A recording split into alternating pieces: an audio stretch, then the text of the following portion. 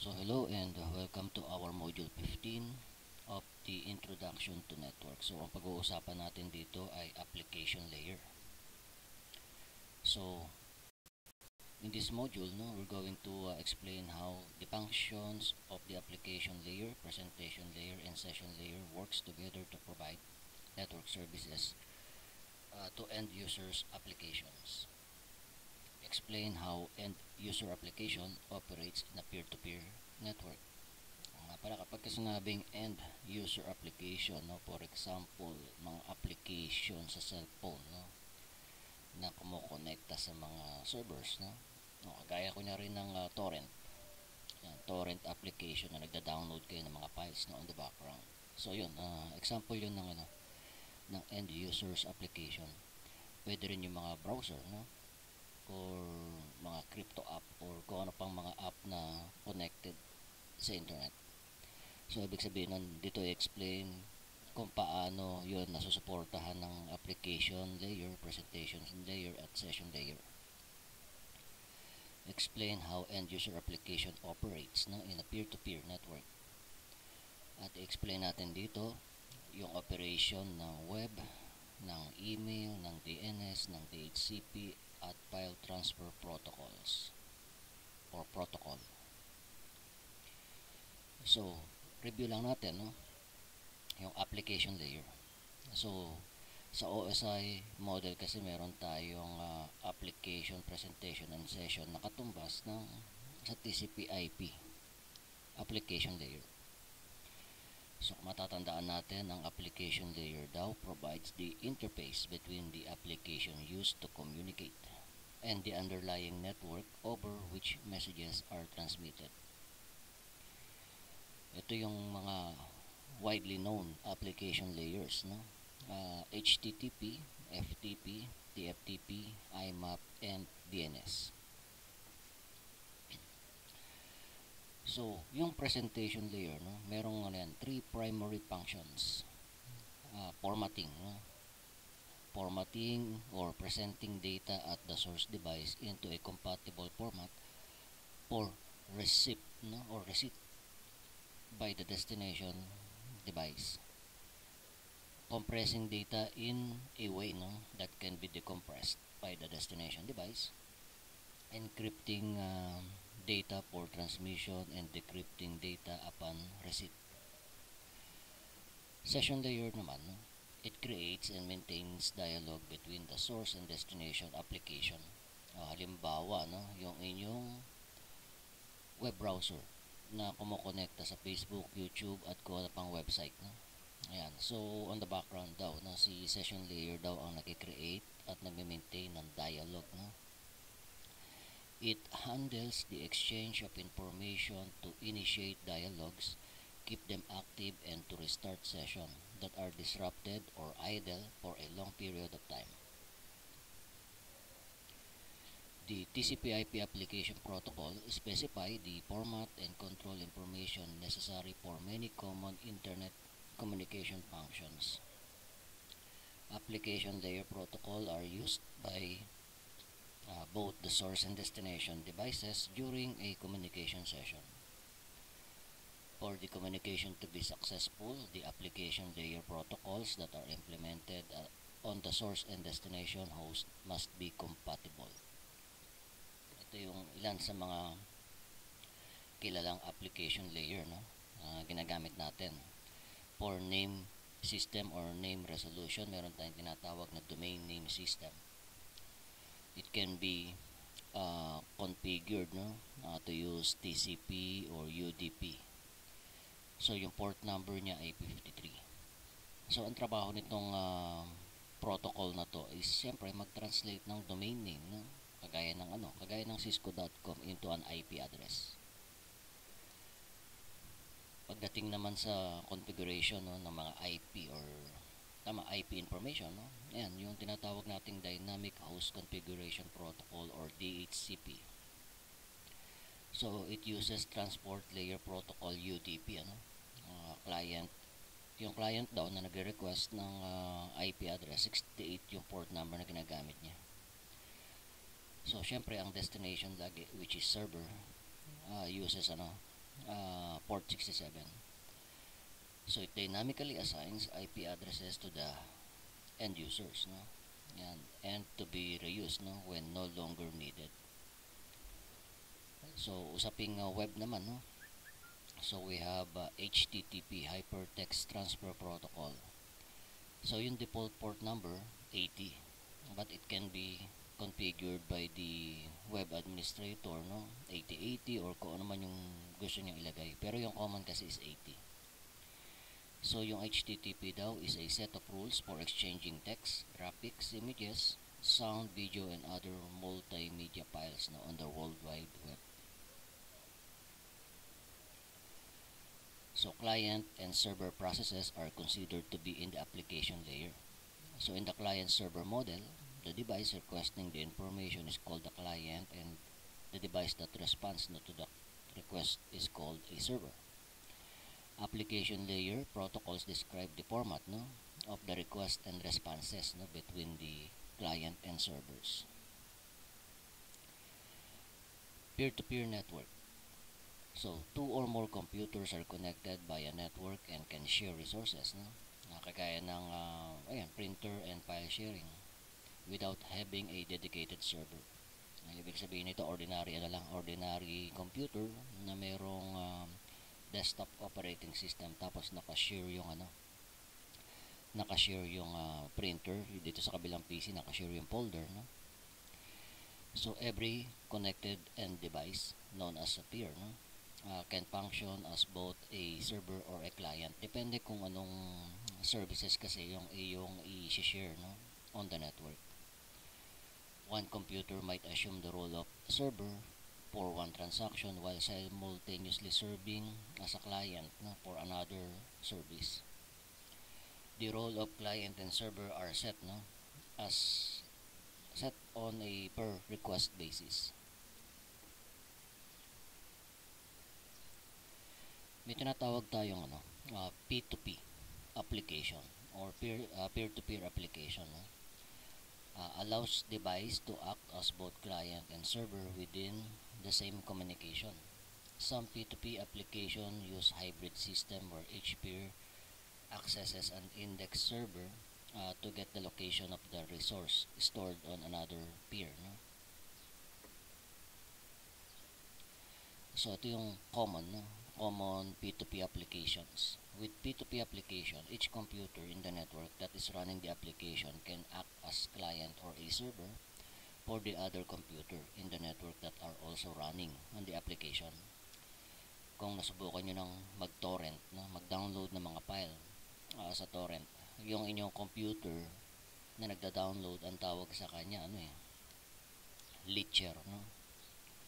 Tapos on the background, sinashare din ng computer mo yung na-download mong piece of file na dina-download na ibang computer. Ang tawag naman doon ay seeder. Yung computer mo naman seeder, no? Doon sa pagkakataon na yun. So leecher, ibig sabihin client, seeder, server, no? So ito yung mga common application: BitTorrent, Direct Connect, no, pagka nag-download ka. Yung eDonkey saka yung Freenet ay hindi ko pa ito nagamit, no? Pero you can try, no? Try nyo na lang gamitin ito. So when a web address or uniform resource locator is typed, no, into a web browser, the web browser establishes a connection to the web service. So the web service is running on server that is using the HTTP protocol. To better understand daw how the web browser and web server interact, examine how a web page is open, no, in a browser. Example, no, ito yung client natin, tinype niya http www.cisco.com/indexhtml. So the browser interprets the three parts of the URL, no? Yung HTTP, tinatawag yan na protocol, or pwede rin daw scheme. Yung www.cisco.com, yan yung domain name, no, or server name. Yung index.html, ito yung specific file name, no, na nire-request ng ating client. Yung step number 2 naman natin, the browser then checks with the name server to convert www.cisco.com into a numeric IP address, which it uses na to connect to the server. So, ibig sabihin yan, hindi yan basta-basta nakaka-access ng website. Ano? On the background, our computer will ask our DNS server to translate yung www.cisco.com into an IP address. So, kapag nakuha niya na yung information na yun, then our client will able to contact the cisco.com by the public IP address. So, the client initiate an HTTP request message to a server by sending a get request to the server and ask the index HTML file. In response to the request, the server sends the HTML code for this web page to the browser. And then of course, yung browser natin deciphers the HTML code and format the page for the browser window. Ito na ngayon yung human readable format na babasa natin, nauunawaan natin, pati yung mga image niya. So, HTTP daw is a request and response protocol that specify the message type used for that communication. The three common message types are get, post, and put. Get is a client request for data. A client web browser daw sends a get message to the web server to request HTML pages. Yung post naman, this uploads data file to the web server such as form or data, or form data. Example nito, nag-upload ka ng picture, nag-upload ka ng mga data doon sa mga yung mga boxes na ini-enter natin, yung mga username, password, or kung ano man. So put this upload resources or content to the web server such as images. Okay. So correction lang natin. So sa post pala, this uploads data file. Yan. Ito naman yung put, yung images. I think kasama rin dito yung of course yung mga video. Yan, kasi ina-upload natin sa internet. So take note that HTTP is not a secure protocol. For secure communication sent across the internet, HTTPS should be used.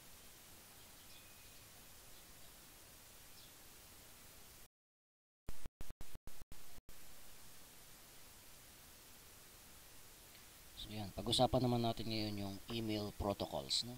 So yung email daw is a store and forward method of sending, storing, and retrieving electronic messages across a network.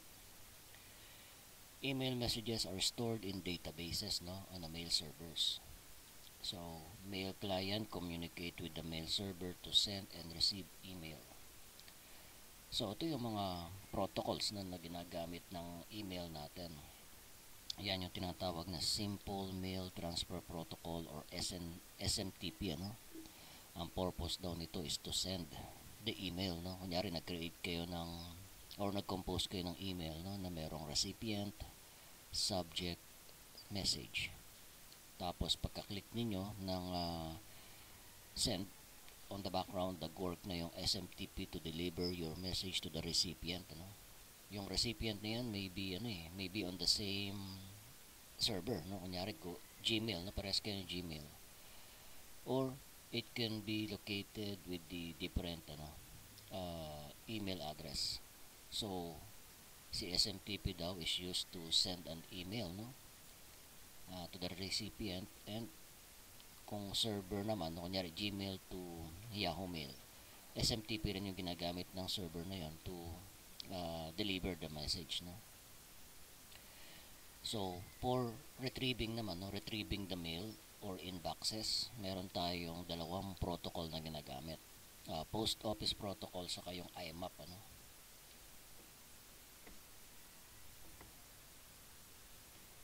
So when a client daw sends email, the client SMTP process connects with the server using port number 25. So yung server gumagamit yan ng port number 25. After the connection is made, the client attempts to send the email to the server across the connection. When the server receives the message, it either places the message in a local account if the recipient is local, or forward the message to another mail server for delivery. So the destination email server may not be online, no? Or may be busy. If so, the SMTP spools messages to be sent, no, at a later time, no?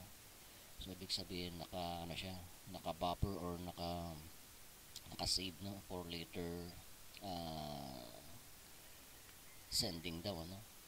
Take note that SMTP message format requires message header, no? Ano yung message header? Recipient email, no? Yung ating padadalhan, sender email address, and message body. So yung POP, no? Post Office Protocol is used by an application to retrieve email, no, from the email server. When email is downloaded, no, from the server, the client using POP, no, the message are then deleted on the server. So ang sinasabi lang niya rito, halimbawa yung client, no, naka-receive ng email, no, sa inbox meron nakalagay, naka-highlight yung inbox natin. Pagka-click nyo ng inbox nyo, nabasa nyo na yung message mo ay naka-store na lang locally sa iyong computer. Okay? So ibig sabihin, nabubura yun doon sa ating server. Yan. Maganda yung ganun kasi nga napipree up natin yung space doon sa server natin. Yan. Kaya lang, kung na-delete mo rito yung email mo, no, wala kang backup, di ba? So this server starts the POP service, no, by possibly listening to the TCP port 110 for client connection request. When a client wants to make use, no, of the service, it sends a request to establish a TCP session with the server. So when the connection though is established, the POP server sends a greeting. So the client and POP server then exchange command, no, and responses until the connection is closed or aborted. Take note, since POP does not store messages, no, it is not recommended, no, for small businesses that need centralized backup solution. Ito naman, no, yung IMAP, no, Internet Messaging Application Protocol, no, kung di ako nagkakamali, is another protocol, no, that describe a method of retrieving email messages. Unlike post office protocol, no, when a user connects to an IMAP server, copies of the messages are downloaded, no, to the client application. The original messages daw are kept, no, on the server until manually deleted. So ibig sabihin nito, kung nabasa nyo na yung inyong email, mag-disconnect ka sa internet, offline mababasa niya pa rin yung inyong inbox, di ba? And then kapag ka dinelete nyo, halimbawa offline yung inyong inbox, tapos kumonect kayo sa internet, magsisync yan magsisync yan doon sa server, tapos i-delete din nyo yung message doon sa server. Ang advantage lang nito, if you want to keep yung copy, no, ng iyong email, no, for a period of time, kasi hindi naman siya forever doon, no. Minsan nadidelete siya, no, 30 days, 60 days, depende kung ano yung settings ng ating email, no. So ma-retrieve pa yung mga email niyo. So when a user decides to delete message, the server synchronizes that action and deletes the message from the server.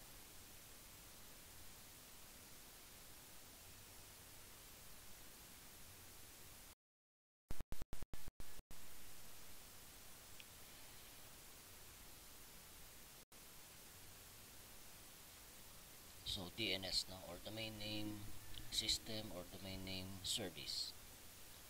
So domain name were created, no, to convert the numeric IP addresses into a simple recognizable name.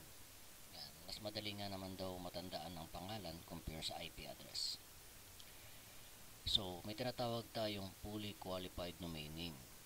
Ano ang format niya, no? Ang fully qualified domain name ay syempre meron kang scheme, no, or yung protocol. Tapos meron tayong actually host name to yan, host name, tapos domain name. Yan. Again, we have the scheme or protocol, pwedeng HTTPS yan. Ito pangalan ng server to. Pangalan niya ng server. Uh, Usually, pwedeng maiba yan. Pwedeng web or pwede rin namang walang ganito kung yan yung mismong kung ang website natin ay isang server lang talaga, no? Okay, pwedeng cisco.com lang siya. Yan. So kasi pwede siya paiklian using canonical name. Yan. So ito daw http colon slash slash www.cisco.com are much easier for people to remember than this type of IP address, no? The DNS protocol daw, no, defines an automated service that matches the resource name with the required numeric network address. So it includes the format for query, responses, and data, as you may recall, no, doon sa Warshare capture natin.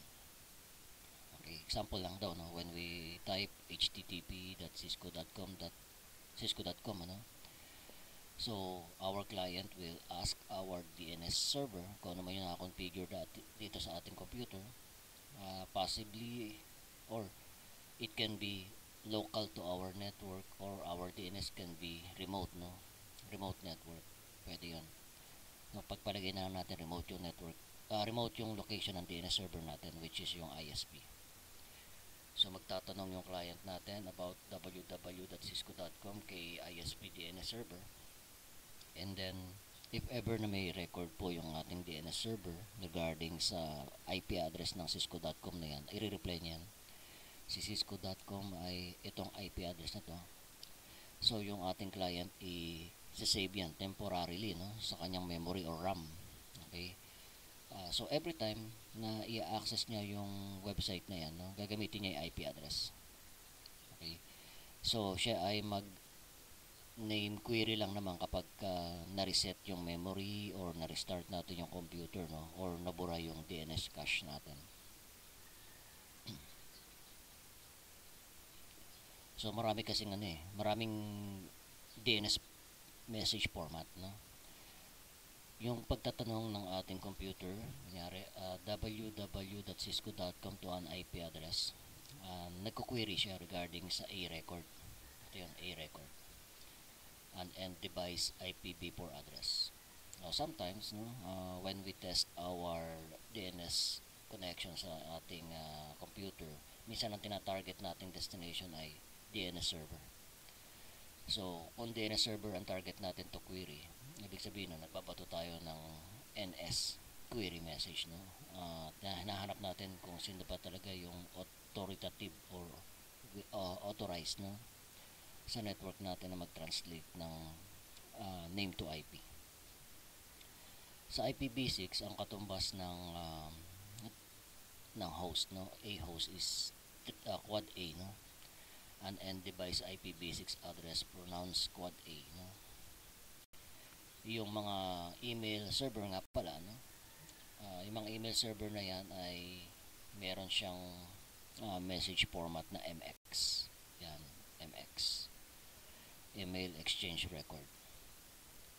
When a client daw, no, makes a query, the server DNS process first look at its own record, no, to resolve the name. If it is unable to resolve the name by using the stored record, it contacts other service, no, to resolve the name.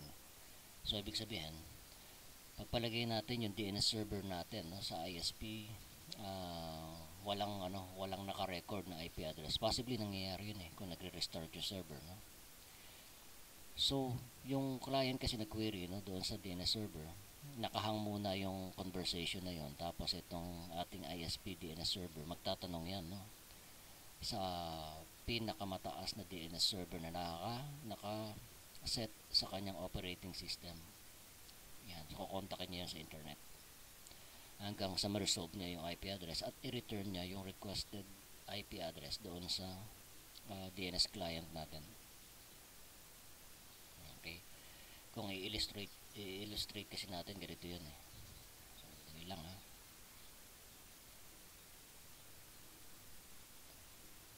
ito drawing natin siya.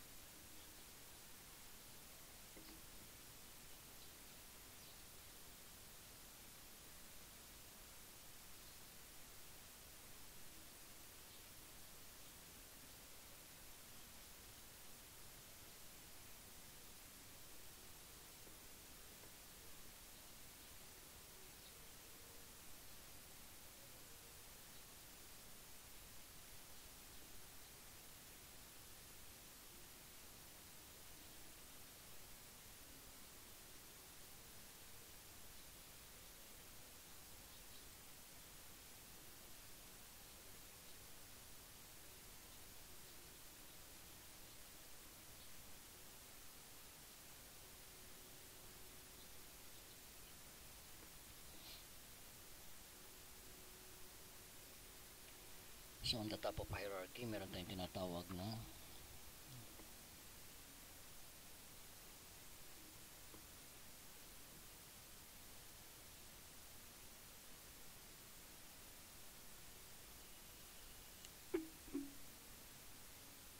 ito na gamitin ko. So meron tayong mga tinatawag na root servers.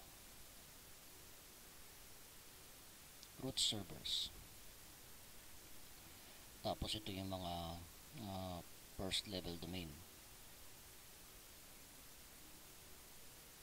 Ayan, yung root domain server, first level domain server. Usually nandito yung mga pangalan na .com, no? Yung kasing root ang tawag sa kanya dot, no? Ayan, dot, tapos ito com, no? Meron din tayong edu or education.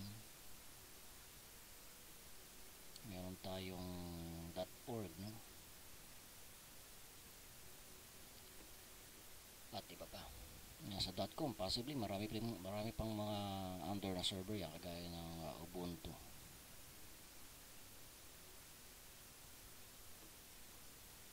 Okay, halimbawa sa Ubuntu, meron tayong community, no? Pasyensya na sa ating mouse, no? Yan, community, tapos ito kunyari yung www.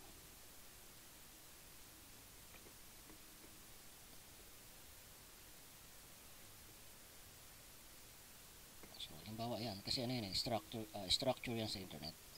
So nasa cloud na yan. Halimbawa ito naman si ISP, no? ISP DNS server natin. Yan, connected sa internet. Ito yung laman, no? So of course, dito connected din yung ano natin yung laptop or PC. Pwedeng wireless. So kunyari ang kanyang nilagay sa URL ay www.ubuntu.com, no? Okay. Of course, magsasend siya ng query, DNS query dito sa ISP DNS server natin. So kung nangyari nga na ito clear yung kanyang DNS cache, so wala siyang may reply kaagad. So ang gagawin niya, ipopost muna niya yung conversation na yon at siya po ay magsasend din naman ng DNS query sa upper DNS server. Ang root server pala, hindi lang isa yan, marami yan, pero naka-cluster yung IP address niya. Ibig sabihin, it can be a group of 48 physical server, pero isang public IP address lang yung ginagamit nila to represent that servers, no? So magtatanong yan si ISP, root, do you know www.ubuntu.com, no? So ang gagawin lang ng ating root, of course, sasabihin niya, I don't know, no? I don't know www.ubuntu.com, but I can refer you to .com. Okay, so bibigay niya yung .com address. Okay, so now itong si ISP natin ay rekta kay .com. Sabihin niya rito, hey .com, do you know www.ubuntu.com?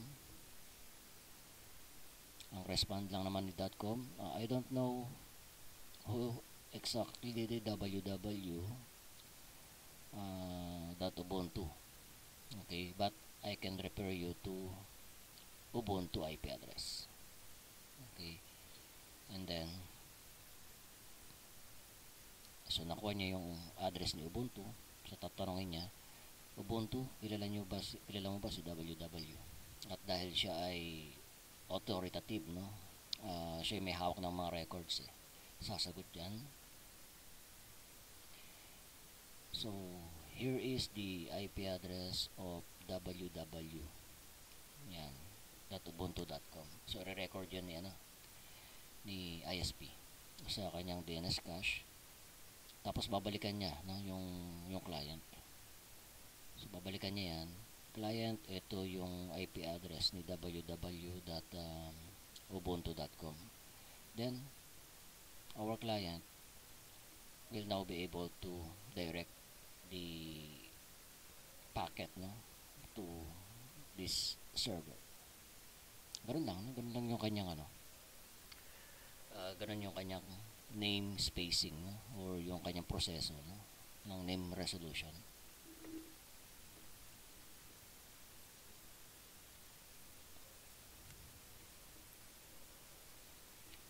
So DNS uses the same message format between servers, no, consisting of a question, answer, authority, and additional information for all types of client queries and server responses, error messages, and transfer of resource record information.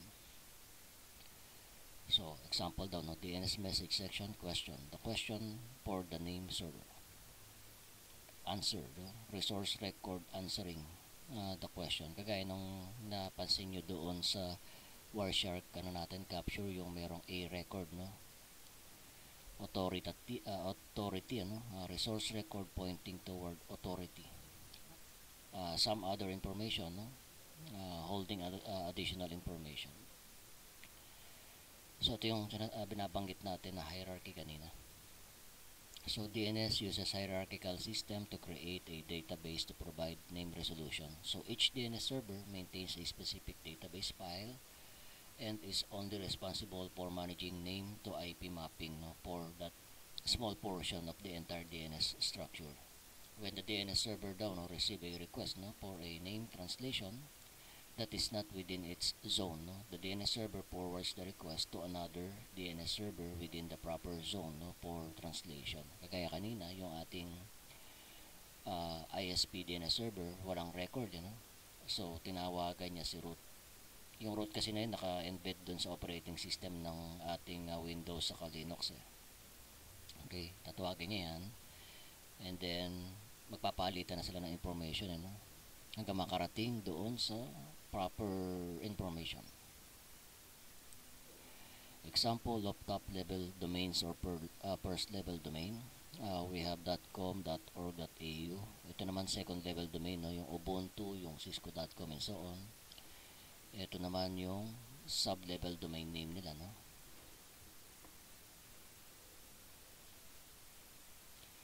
So we can use the nslookup command, no? Para malaman natin yung yung IP address ng kunyari hostname na hinahanap natin.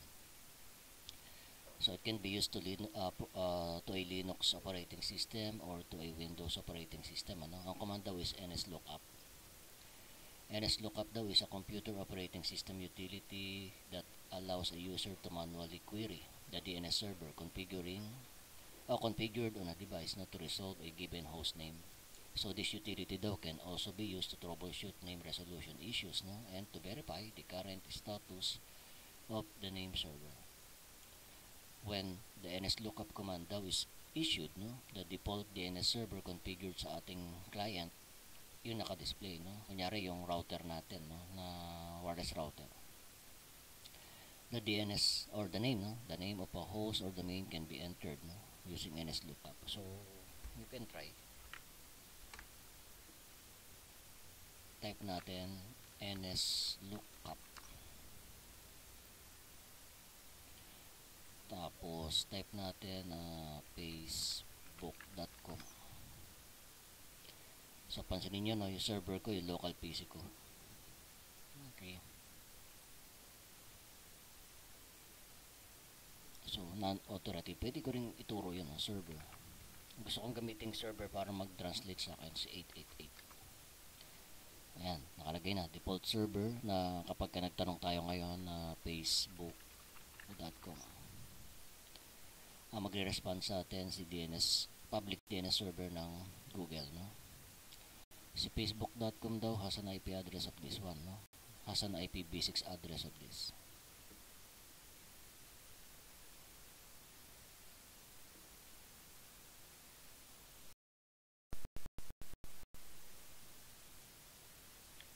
So next, DHCP or Dynamic Host Configuration Protocol.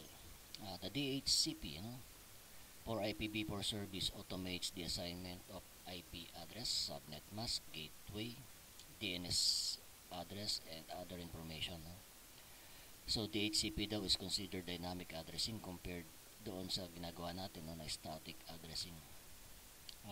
Pero mahalaga pa rin ang static addressing, ano?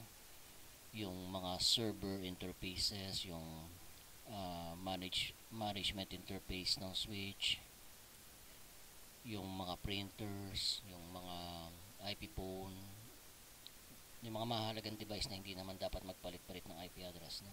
Or commonly printer server, router interface, switch, other servers, no? Yan, puro static IP address yan. Pero walang problema, no? Hindi magkaroon ng problema yung client na access sa kanya. So, when a host daw connects to network, no? A DHCP server is contacted and an address is requested. So the DHCP server chooses an address from the configured ranges, no, of address called a pool and assign or leases it to the users or to the host. Many networks now use both DHCP and static addressing, no, combination. Ayun nga, kapag mga servers ka, no. So DHCP daw is used for general purpose hosts such as end user devices. Yung static addressing naman daw ay ginagamit sa mga network devices, no, kagaya ng gateway routers, switches, servers, and printers, no. Take note daw that DHCP for IPv6 provides similar services, no, for IPv6 clients. However, the DHCP-v6 does not provide a default gateway address. This can only be obtained, no, dynamically from the router advertisement message of the router. Of course, yung topic na yan at yung configuration ay maituturo sa Cisco 2. How a client obtain an IP address, no, from the DHCP server. May proseso yan, no. So the DHCP process, no, when an IPv4 DHCP configured device nag-boot, no, yung computer natin or connect to the network, yung client daw natin on the background ay magpapadala ng broadcast message, no, kung tawagin ay DHCP discover message. Yan, to identify any available DHCP server on the network. Eventually, a DHCP server will reply, no, with DHCP offer. So which offer a list, no, to the client.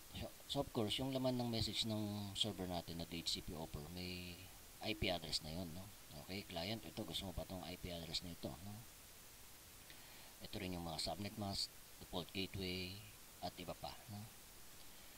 Wala namang ibang choice yung ating client but to request that IP address, no. So the client will send a DHCP request which is in broadcast format, no, para malaman ng ibang device na yung IP address na nire-request niya ay ibig sabihin is para sa kanya na, di ba? Para siyang sumisigaw sa network, okay server, akin na yung 192.168.1.10, no, na IP address. Then the server will return a unicast DHCP acknowledgement message, no, that acknowledge to the client that the list has been finalized. So parang ito? Parang contract signed, no. Parang sinasummarize niya, okay client, ito yung pinirmahan mo kung kontrata, no. Ayan. If the offer is no longer valid, then the selected server respond with DHCP negative acknowledgement. Nangyayari kasi yan kapag yung client natin ay nagre-renew ng IP address which is not available, no? So negative acknowledgement ang ipaprovide niya. Tapos uulit-uli yung client natin ng proseso DHCP discover. Offer, request, acknowledgement, no, kung tawagin ay DORA, no. So yung discover is broadcast, unicast, broadcast, unicast. So yung DHCP-v6 daw, no, has a set of messages that is similar to those of DHCP-v4. The DHCP-v6 messages are solicit, advertise, information request, reply, no?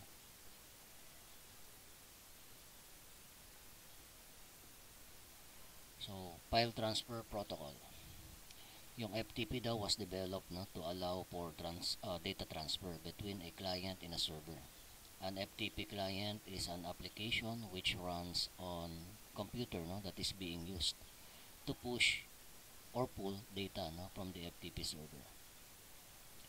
Step number 1 daw no, in this process, the client establish a first connection no, to the server or control traffic using the port 21. So the traffic consists of client command and server replies. Ibig sabihin nun yung FTP tapos IP address ng FTP server. No?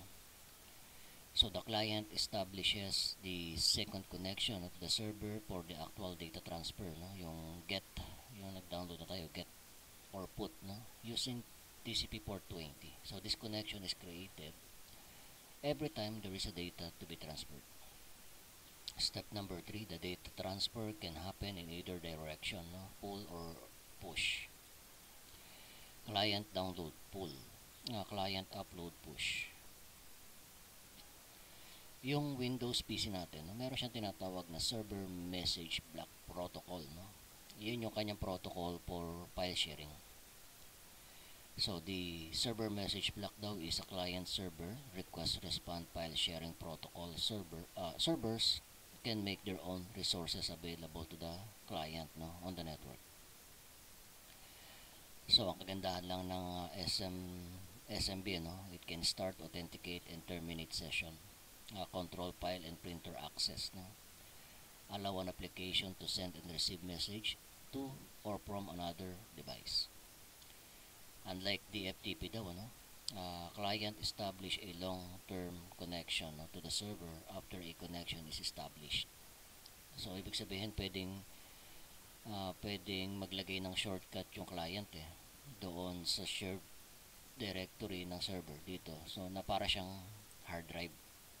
So every boot up niya, nandun yung shortcut nun, i-click na lang niya yun.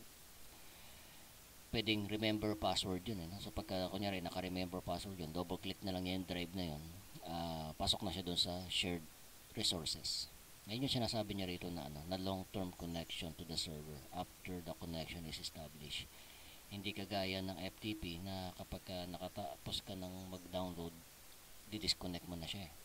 Okay, dito pag natapos mo mag-download, bahala ka no. Pag restart po, nandiyan pa rin yung session ninyo. Okay, depende sa pagkaka-configure nyo kung may remember password no? Okay, so dito I will demonstrate naman sa Packet Tracer how to configure yung mga services na yan ano? Yan, di ba meron tayong web server. Pangalanan natin kunyari, this is a web serve. Yan, pangalan niya web serve no? Ito naman si file serve. Kumbaga ito yung computer name na naka-configure dyan sa operating system na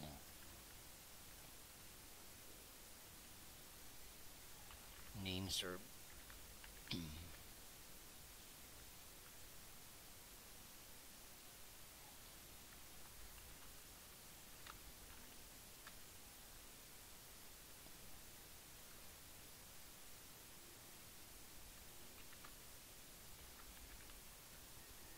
Kahit ano naman pangalan yan. Kahit ano pangalan ilagay nyo rito. So halimbawa yung mga server na yan ay located in off-limit location. No? Ibig sabihin nakatago yan. Nasa server room. No? Or nandoon sa rack nakakabit yan. Kasama itong switch na ito.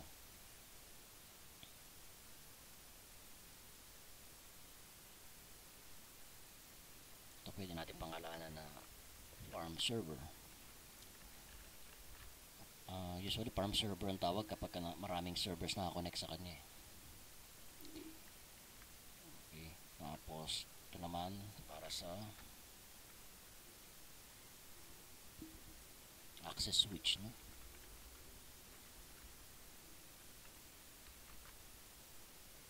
Although nakalocate din dyan sa ano yan, sa bay rack, yung haba ng kable niya papunta sa mga cubicles no, ng ating client.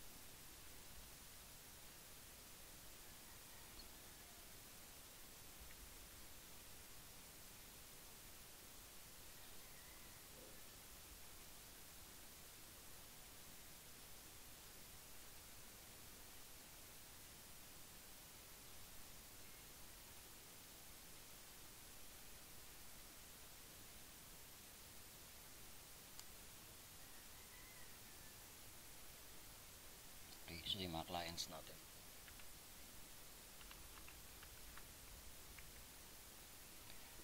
So lagyan natin ang static addressing yung ating server. Ayan. Pwede rin natin lagyan kunyari ng router, no? Kunyari lang meron tayong internet connection.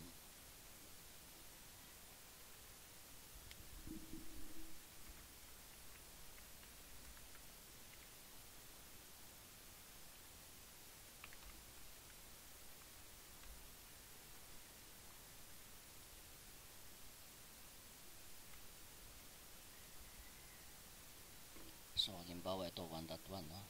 Si R1 1.1.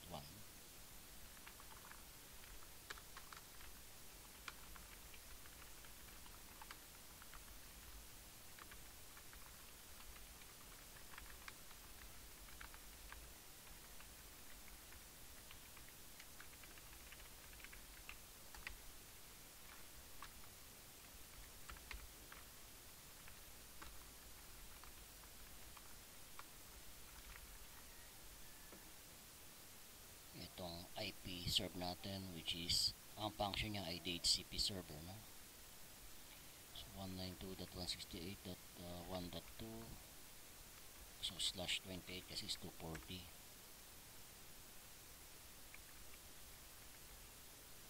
Mukhang kukulangin, no? So ibalik ko siya sa slash. Teka lang. So kukulangin to.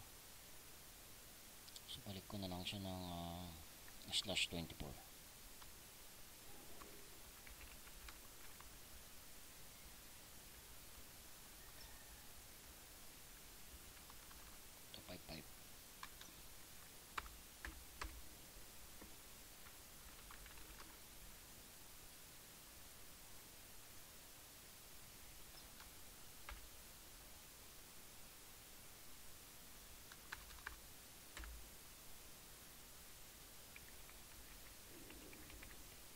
So ito yung static configuration ng DHCP server.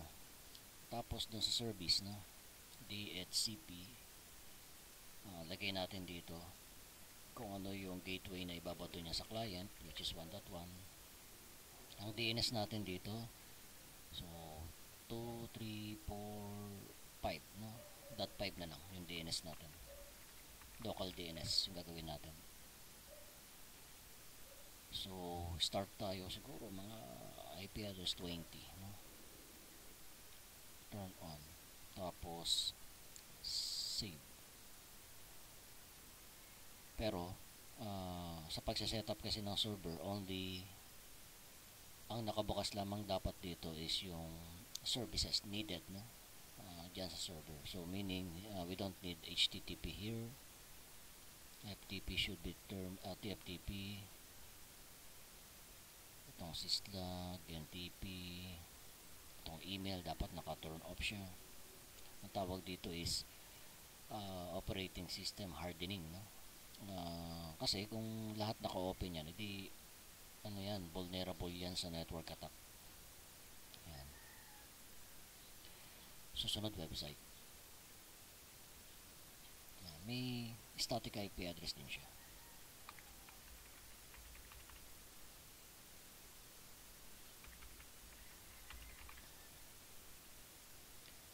Services, HTTPS na lang iwanan natin, no?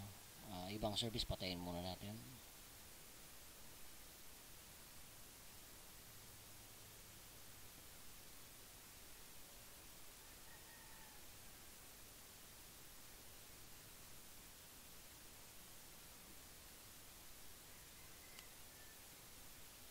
So edit na lang natin to, no? Para we can create our own HTML web page, no?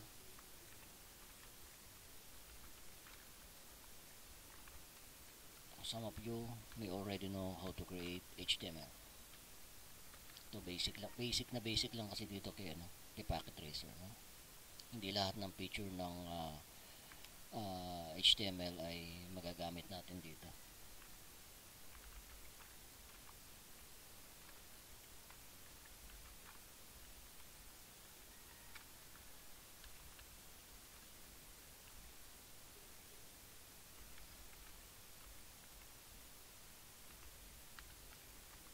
So itong title na tag na to, hindi naman nagana ito eh. Pero in reality kasi meron ganyan eh, no?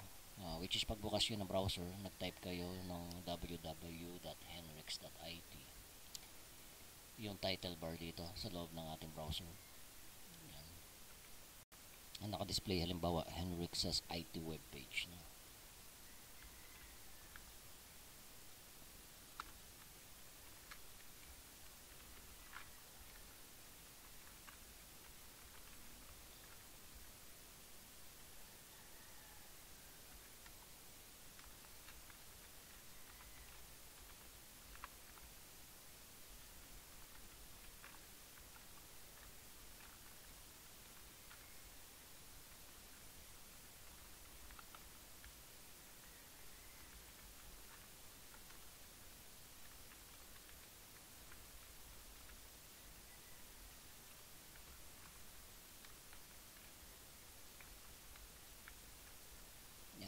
Welcome. Welcome to www.henrixes.it.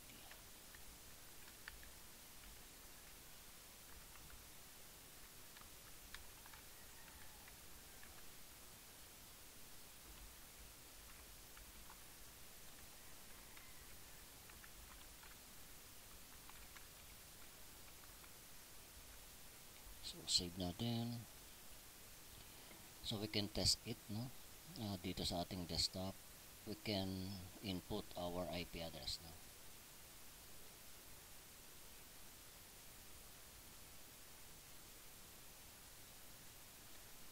So, dahil HTTP yun, HTTPS.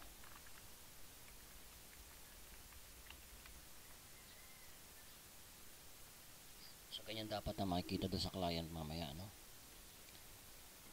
So, dito naman sa file server, tanggalin nyo na.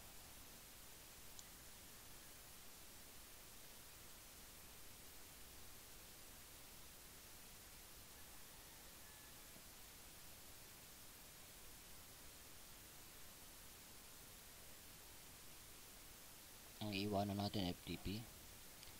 Sa FTP, may nakaset na kasi siyang ano eh, yung credentials. Palitan na lang natin. Halimbawa, IT admin PA 55 ang password niya. Ito yung mga permissions na ibibigay natin sa credential na yan. Ito yung mga file na isi-share niya, no? Yan. So, add. So, dito naman tayo sa name server.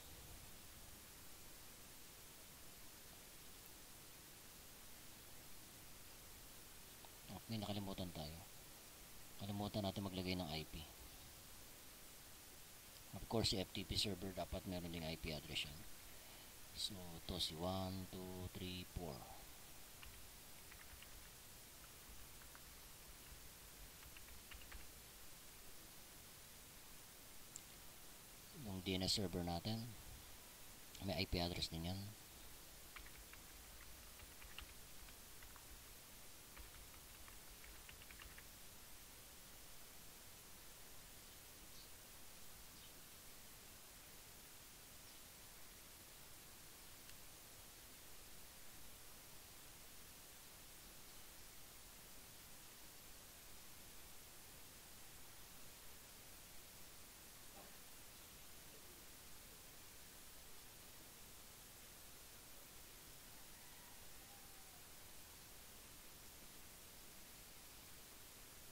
So, dito, ilalagay natin mga pangalan ng device, no? Halimbawa, ip.serve.henrixes.it. O nga pala, no? Dapat meron kayong nakadefine na domain name. Halimbawa, ito yung pinaregister ko, no? Sa domain registrar. Yan yung binili kong pangalan. Tapos, imamap ko na dito sa aking mga servers, no? Yan, dito yan inilalagay sa DNS server. Plus the IP address of our server, no? Kunyari 1.2 yung web server natin. A record. Sorry, add web the serve.henrixes.it.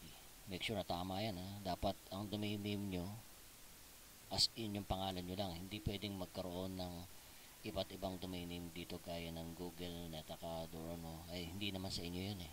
Okay, ilagay nyo yung sarili nyo na kayo ang bumili ng domain name na to. Okay, tapos i-structure nyo yung inyong network using your domain name. Okay, pwede naman pangalan ninyo .com, .net, and so on, no? Yan. So webserve.henrixit, ang pangalan, ang IP address ay 1.3. So file serve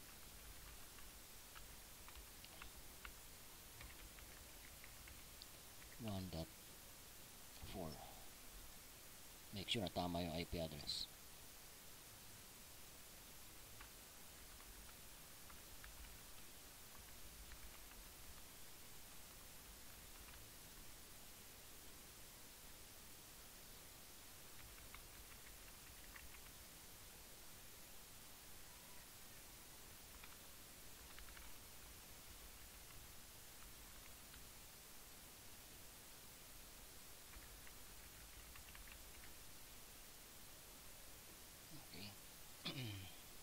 So, pwede natin testing. Ito sa client natin, obtain tayo ng IP address. Yan, may IP address na. We can now go to, pwede mag-NSLookup. NSLookup. So, ang ating DNS server ay 1.5, si web serve henrixes.it. Ito yung kanyang IP address. Then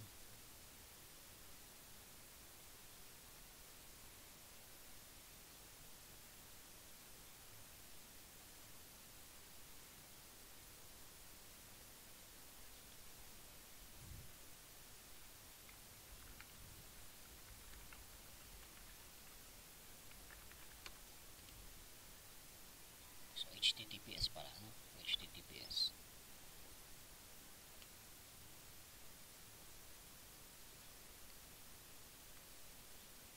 Yung ating kasi meron na tayong IP address, eh. So IP config /all, ito yung DNS server natin. Pwede tayong mag FTP file serve henrixes.it. So IT admin PA55. So directory to view the shared files, we can highlight any file here. Get is download, eh. Please. Medyo matagal yan. Okay, so yung mail server naman configure natin.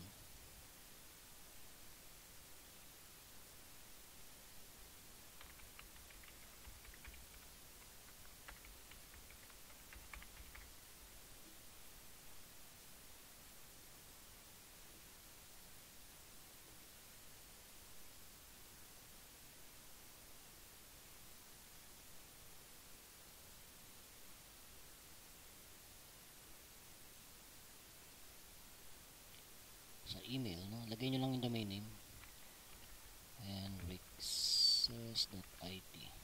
Set natin. Tapos dito na tayo mag-create ng user account. Kunyari si Bob. Ang password ni Bob ay Bob PA55.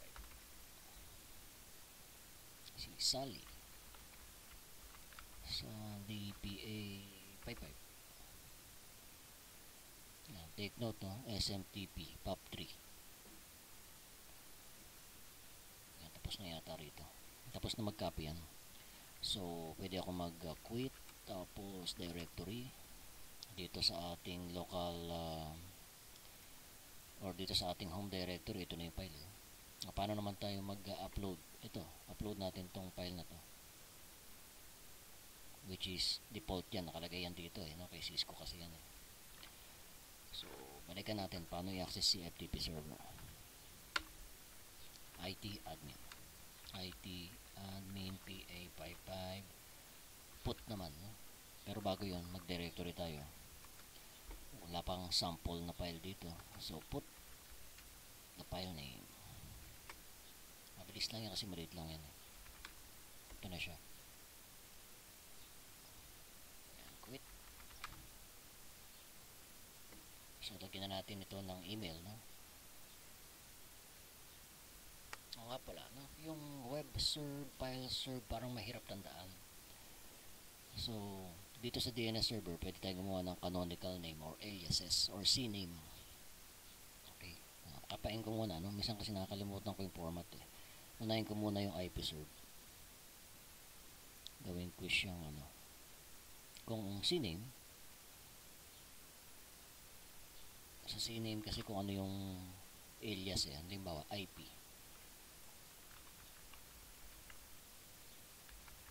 Yan ang magiging alias niya, canonical name. Yung full name niya kasi is IP serve.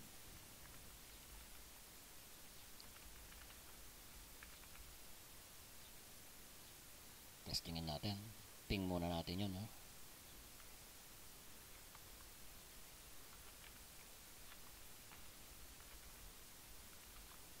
Ayan, so gumagana siya. Another canonical name, www.henrixes.it. So, web serve henrixes.it.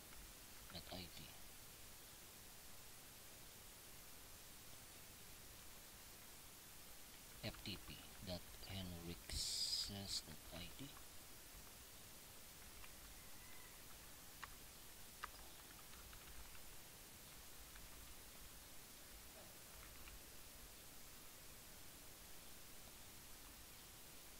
So, NS na lang to for DNS.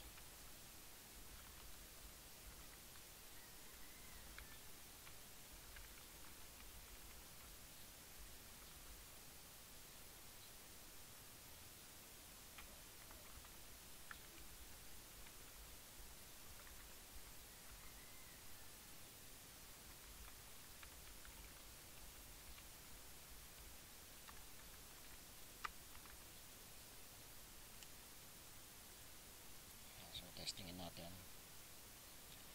Instead na web serve na minsan nakakalito, no? Canonical name na lang lalagay natin dito sa HTTPS. Tapos, www.henrixes.it. Yan. Yan yung canonical name. So, balik tayo sa email. Set up na natin yung email dito sa client. Ito si Bob. Itong your name, pwedeng complete name, no? Kunyari, Bob Yu. Tapos, kunyari, Seb Yu. Tapos, ang kanyang email ay Bob. At kung ano yung domain name na specify natin sa server. Ang incoming server natin, pwedeng IP address ng mail server or domain name ng mail server. Isa na lang, no? Kunyari, mail.henrixes.it. So, i-copy na lang natin to. Siya na rin yung incoming outgoing mail server natin.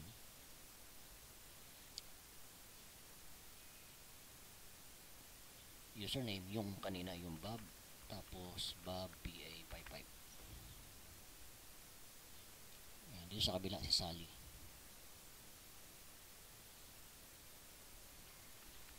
Sally D. Bombay. So, Sally at henrixes.it.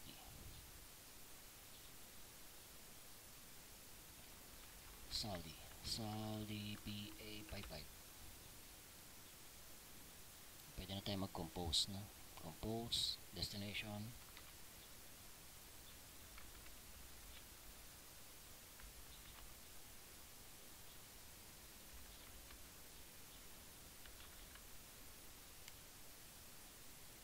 Receive.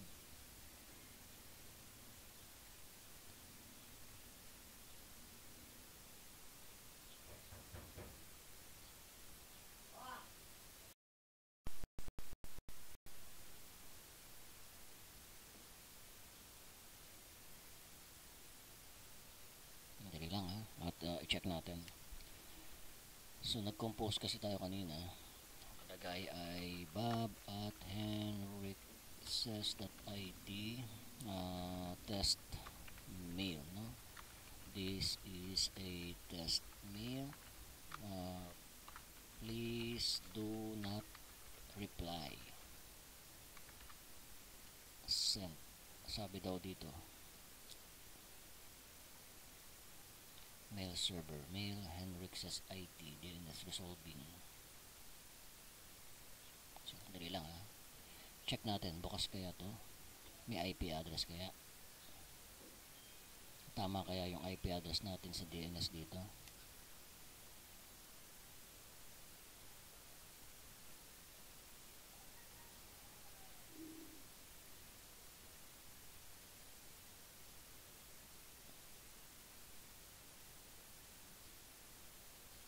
Ping muna natin to make sure.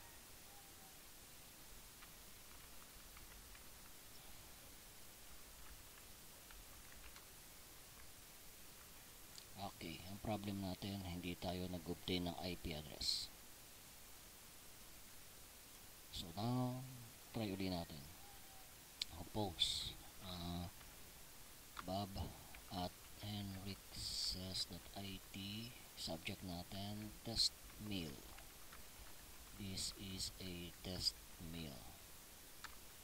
And please do not reply. Send natin.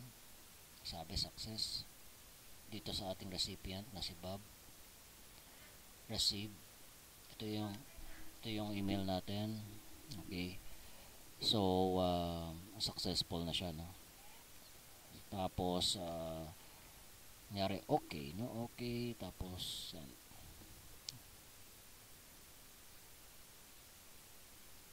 ayan. So, you can do this, no? On your Packet Tracer to practice, no? Yung mga services. Paganahin ninyo. Okay. So I hope this video, no, help you understand yung mga application layer services, no.